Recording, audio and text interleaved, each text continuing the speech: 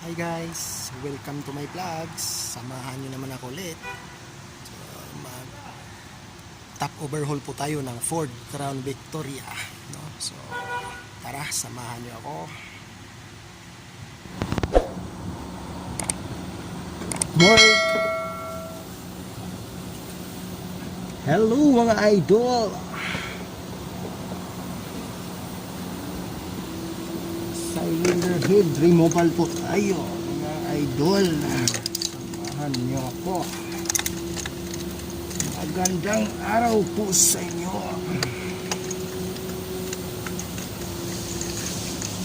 Maglaro-laro na naman po tayo.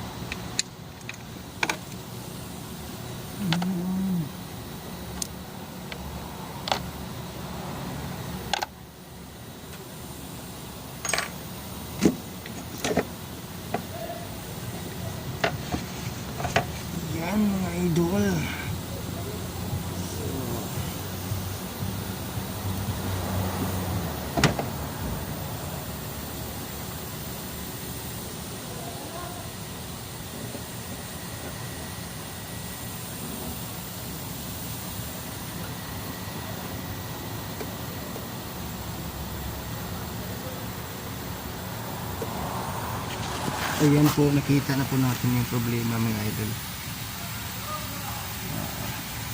Ito po. Nalaglag yung roller guide niya, no? Ayan.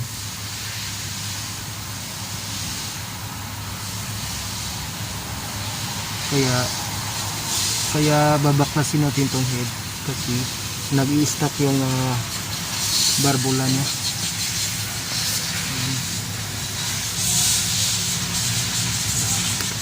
Ito po pinalitan. Ito po siya naka-pwesto. Kailangan makabaktin natin itong cylinder. So, ito po yung nakita problema natin. Nalaglag siya. Tara. Samahan niyo ako.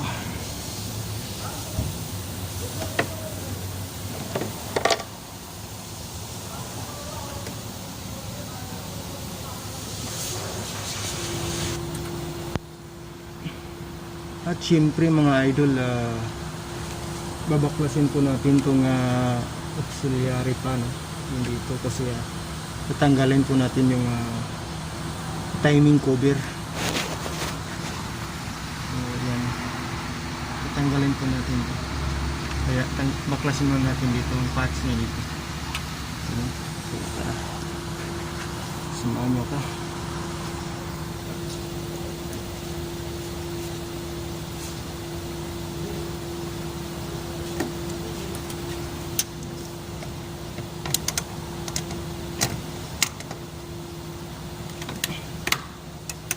Medyo madugo-dugo ko na trabaho mga kagrasa.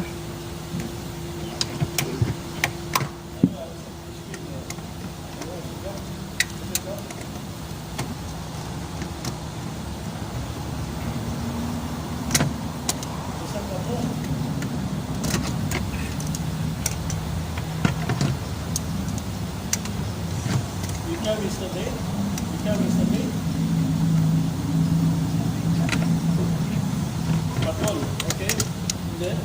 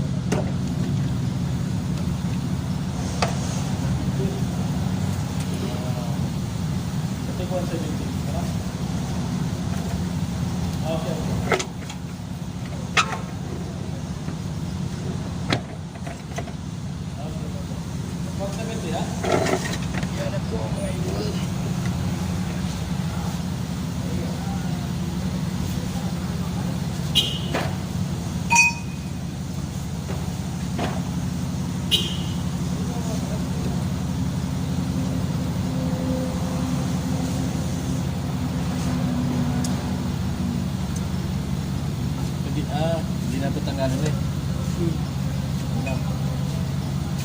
Double check mo siguro na. Sige na. Double check siguro na ito. Sabi sa lahat tanggalin sa'yo. Double check natin.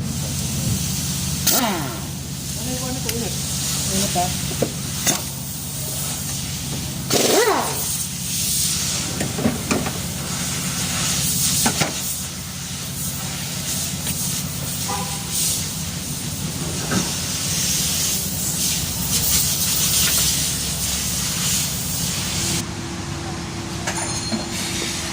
Coffee muna mga idol. Coffee muna kasi sobra init. So mag coffee na lang.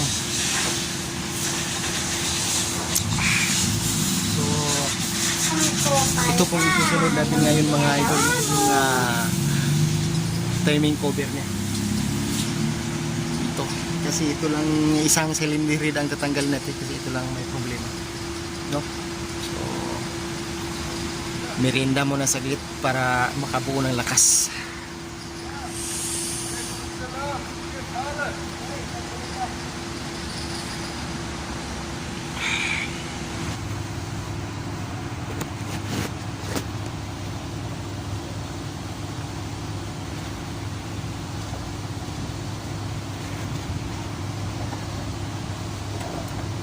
So, yan na po guys, no?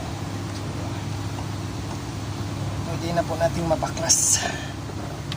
Natanggal na po natin lahat yung mga tornilyo dito. So, pwede na po natin isisikwatin to.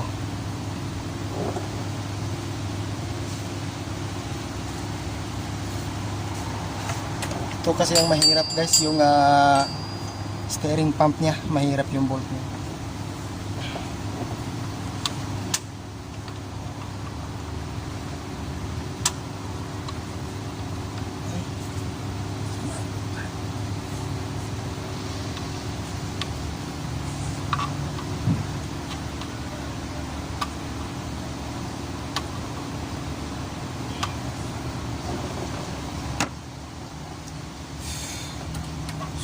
Try natin subukan. Yan.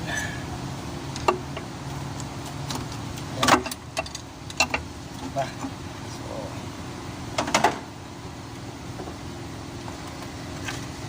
makikita na po natin yung timing nito bago natin babaklasin tong cylinder head. I-timing mo muna natin, itapat mo natin sa TDC.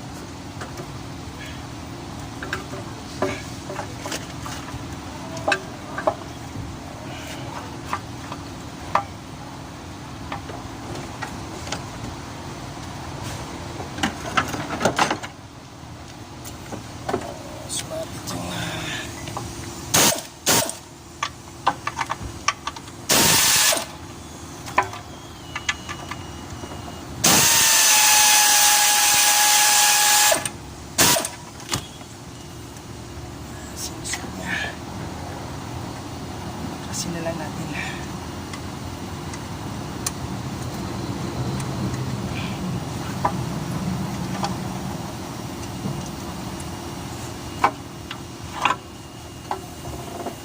Wala ka Jis dyan, yung ano yung tip? Najis? Mahaba ang gusto mo? Oo, grabe.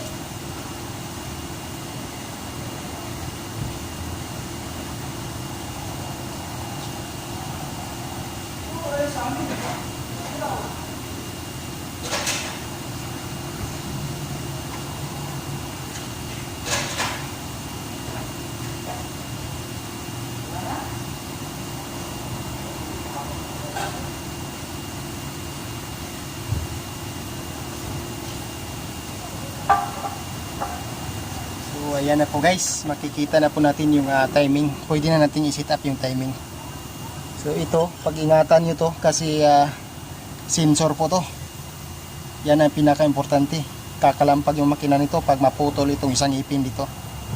No? So i-set up muna natin ng top lead number 1 guys, no?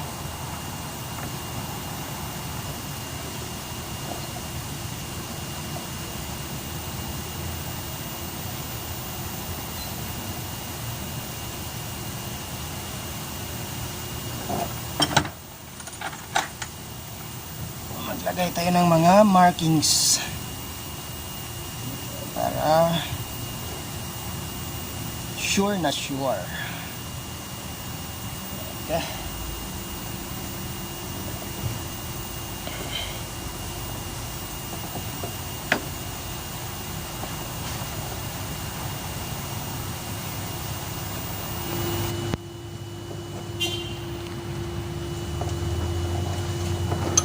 So yan po guys, no, nilagyan po natin ng markings bago natin baklasin tong timing chain. Ayan po sa baba din, nakaset up na po dyan.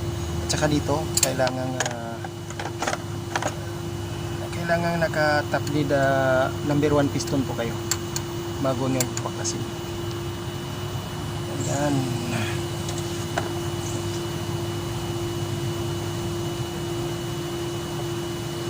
pwede na natin baklasin yung tornilyo ng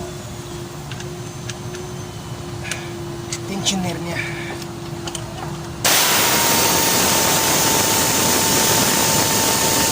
Yung mga guide niya, kailangan baklasin natin.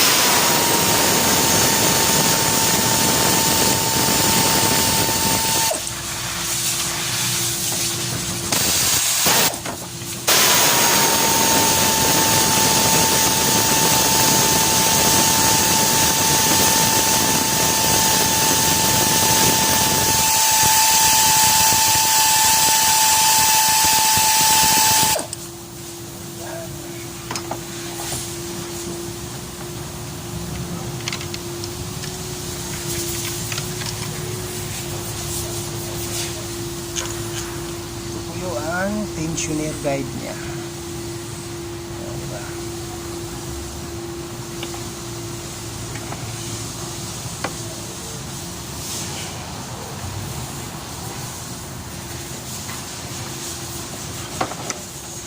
Hawakan niyo na dito.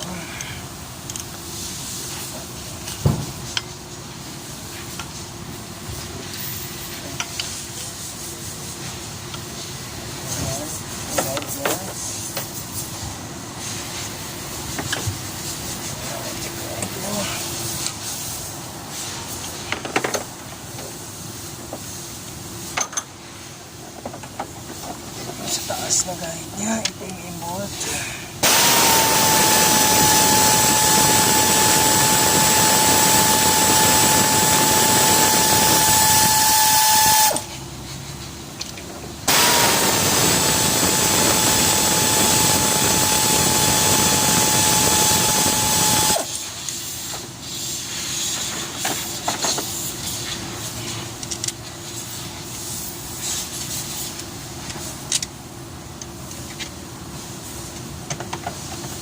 Pwede na natin matanggal yung timing chain niya.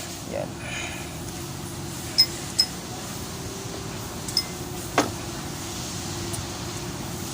So, isa lang babaklasin natin. So, hindi na natin gagalawin yung kabila.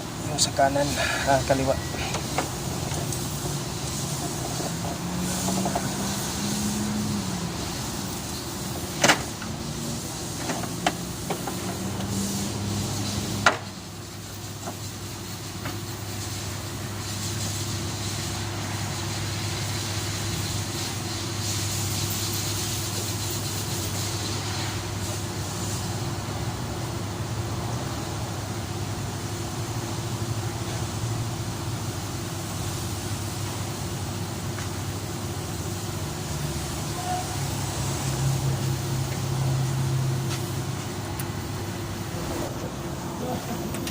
So, pwede na natin simulan pagbaklas itong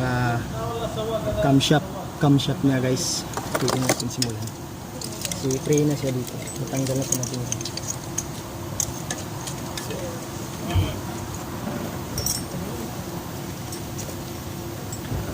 So, tinimim-bolt lang siya. Kita nyo ba?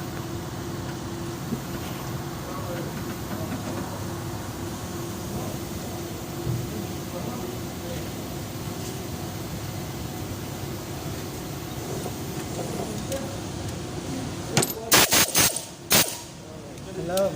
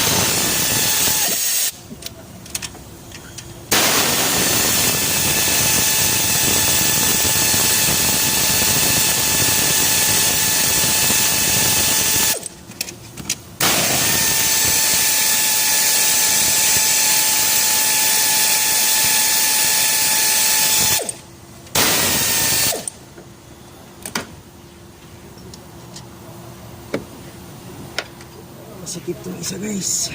Yung kailangan ng combination rims. Ano. So naluwagan na po natin. So, pwede na itong mabaklas.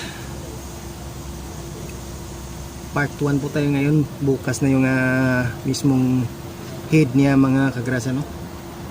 So panoorin nyo po mga baguhan dyan para matuto din kayo sa mga natutunan ko. Alright. Okay.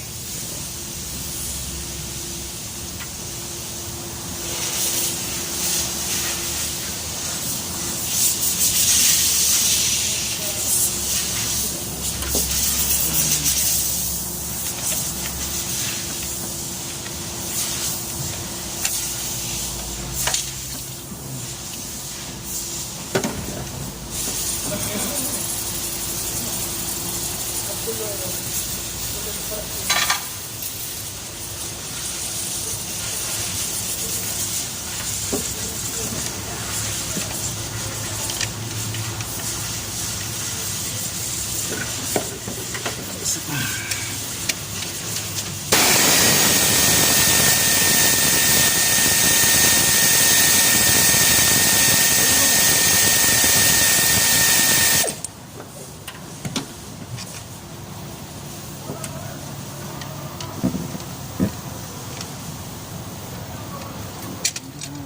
Okay. Yan.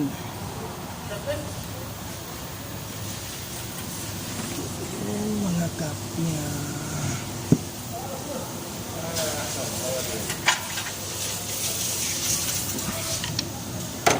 So, pwede natin matanggal yung camshaft. Yun. Ingatan nyo lang.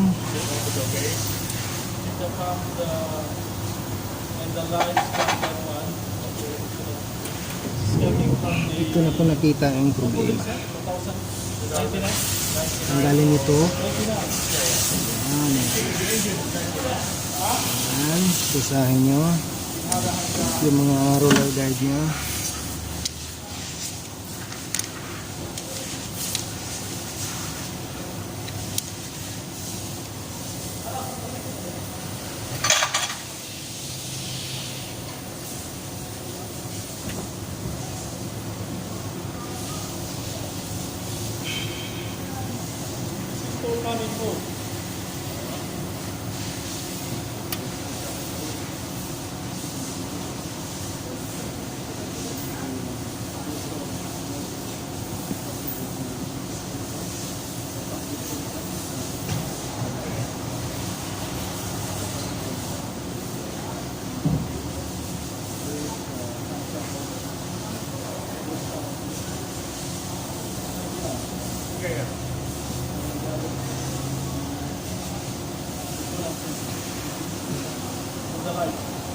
Yeah.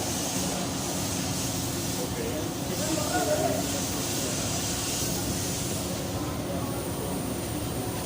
Maybe because of the power grounding, maybe. Because it's all rusted and all. Saka bubunutin natin yung mga valve niya. Hydraulic valve.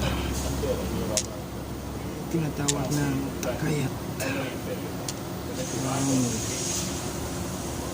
Po ang valve lifter niya. Ito yung mga binubunot ko yung valve lifter.